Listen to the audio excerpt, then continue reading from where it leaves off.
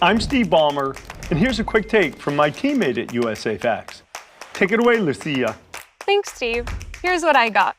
Every year, the President of the United States delivers a State of the Union address. At USAFacts, we took a look at the government data. Here's our State of the Union. In fiscal year 2025, the federal government collected $5.3 trillion. About half came from individual income taxes. Another 34% came from payroll taxes that fund Social Security and Medicare. The rest, a bunch of other things. The government spent $7.1 trillion. Most of that money went to Social Security, national defense, grants to state and local governments, interest on the debt, and Medicare. Together, that is 86% of all federal spending. Spending exceeded revenue by 34%, resulting in a $1.79 trillion deficit. America's national debt is the sum of all past deficits, plus the interest the government paid to borrow that money. By the end of 2025, the national debt topped $38.5 trillion. And in 2025, America paid $961.7 billion in interest on the debt alone.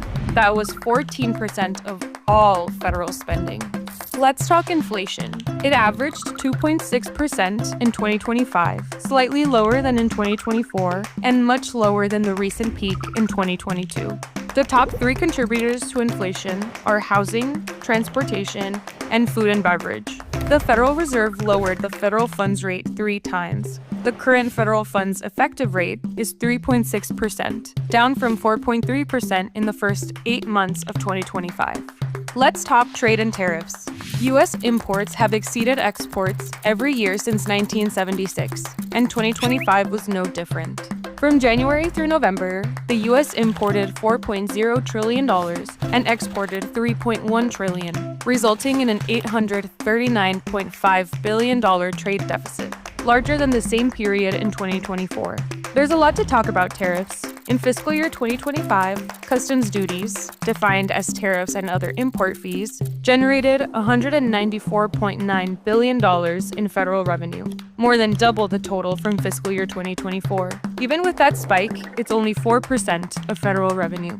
And so far, in fiscal year 2026, tariff revenue has already surpassed the total for all of fiscal year 2024. What else? 1 in 8 people received SNAP benefits. Apprehensions at the U.S.-Mexico border hit the lowest levels ever recorded this century. The U.S. labor force participation rate was 62.4%, a slight decrease from last year. 2025 ended with a 4.4% unemployment rate in December. The median weekly paycheck of a full-time worker was $1,204. That's a short, selective State of the Union. There is still lots of 2025 data coming in. And that's the facts from USAFacts. As the President outlines priorities, USAFacts will continue